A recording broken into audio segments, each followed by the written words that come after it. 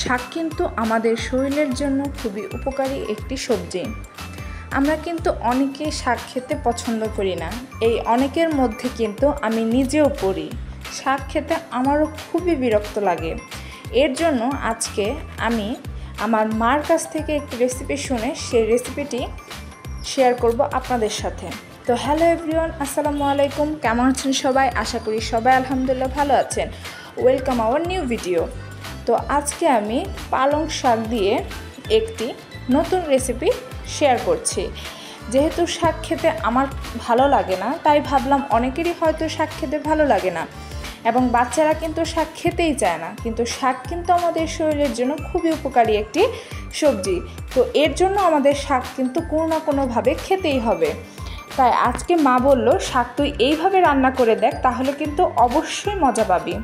তো এর জন্য প্রথমে আমি 1 কাঠি পরিমাণ পালং শাক নিয়েছি এবং এই শাকগুলোকে খুব ভালোভাবে ধুয়ে পরিষ্কার করে নিচ্ছি এবং এখানে 1 মুঠ পরিমাণ মসুর ডাল নিয়েছি।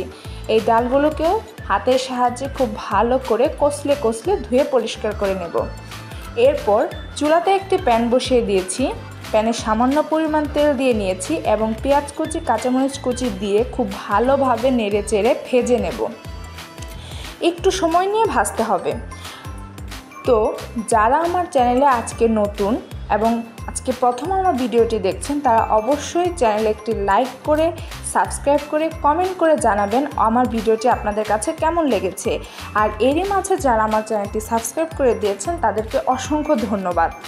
তো এই তো আমাদের পেঁয়াজ কাঁচামরিচটা যখন ভাজা হয়ে যাবে, ঠিক ওই পর্যায়ে আমি এখানে সামান্য পরিমাণ পানি অ্যাড করে দিয়েছি। কারণ এই তেলের মধ্যে আদা রসুন বাটা দিলে আমার শরীরে তেল ছিটে আসে, যেটা আমার কাছে খুবই ভয় লাগে।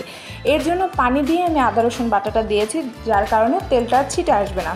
এরপর এখানে পরিমাণ মতন হলুদ, মরিচ এবং ধনিয়া গুঁড়ো দিয়েছি। এখানে আমি মরিচটা, শুকনো মরিচটা অ্যাড করব না, কারণ আমরা ঝাল খুবই কম খাই। কাঁচামরিচের ঝালে আমাদের ঝাল হয়ে যাবে। আপনারা যদি এখানে শুকনো মরিচ অ্যাড করতে চান, অ্যাড করতে পারেন, কারণ যারা ঝাল বেশি পছন্দ করেন তারা অবশ্যই গুঁড়া মরিচটা ব্যবহার করতে পারেন। তো এরপর এখানে আমি আগে থেকে ধুয়ে রাখা ডালটাকে দিয়েছি। এরপর এটাকে খুব ভালোভাবে কষিয়ে নেব এই মশলাটার সাথে। তো যখন কষানো হয়ে যাবে, ঠিক ওই পর্যায়ে আমি এখানে সামান্য পরিমাণ পানি দেব ডালটাকে সিদ্ধ হওয়ার জন্য। তো এই তো আমি কিন্তু পানি দিয়েও নিয়েছি।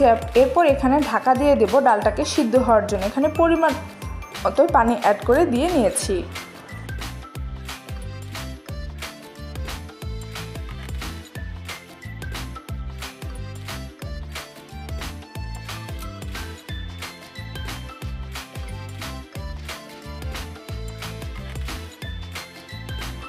এই তো দেখতে দেখতে কিন্তু আমার ডালগুলো সিদ্ধ হয়ে গিয়েছে।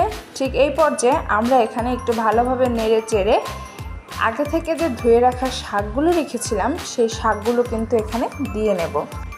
এরপর খুব ভালোভাবে খুন্তির সাহায্যে নেড়ে মিশিয়ে দেব ডালের সাথে।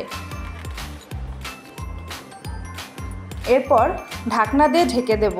এই শাকের ভেতরে যে পানিটা আছে, এই পানিটা থেকে কিন্তু শাকটা প্রায় সিদ্ধ হয়ে যাবে। যেহেতু এটা ডাল দিয়ে পালং শাক রান্না করা, অবশ্যই এটা তো অবশ্যই একটু ঝোলঝোল রাখতে হবে। এর জন্য এখানে আমি পরিমাণ মতন পানিও অ্যাড করে নিয়েছি এবং দেখতেই পাচ্ছেন ডাল আর শাক কিন্তু সিদ্ধ হয়ে গেছে। এই পর্যায়ে হচ্ছে আমাদের বাগার দিতে হবে। তো এখানে আমি আলাদা একটি কড়াইতে পেঁয়াজ কুচি, রসুন কুচি, কালো জিরে এবং জিরা দিয়ে ভেজে নেব। লাল লাল করে ভাজা হয়ে গেলে আমরা এই ফোড়নটা ডালের ভেতর দিয়ে দেব। আর ডালের ভেতরে ফোড়নটাই কিন্তু হচ্ছে ডালের আসল স্বাদ, যেটা কিনা ডালের টেস্টটাকে বাড়ায়। তো এই তো আমাদের কিন্তু ফোড়নটাও দেওয়া হয়ে গেল। এই পর্যায়ে আমাদের কিন্তু ডাল রান্নাটাও কমপ্লিট। তো এইভাবে যদি আমরা শাক দিয়ে ডাল রান্না করে খাই, তাহলে কিন্তু আমাদের শাকটাও খাওয়া হলো এবং শরীরে পুষ্টিও গেল এবং আমাদের খেতে মজাও লাগলো। যে জিনিসটা আমাদের খেতে মজা লাগবে, সেটা তো আমরা বারবার খাবো, তাই না? এইভাবে রান্না করলে কিন্তু আপনাদের বাচ্চারাও এবং আপনাদের বড়রাও কিন্তু শাক খেতে খুবই পছন্দ করবে। তো ভিডিওটি আমি এখানেই শেষ করছি। সবাই ভালো থাকবেন। আল্লাহ হাফেজ।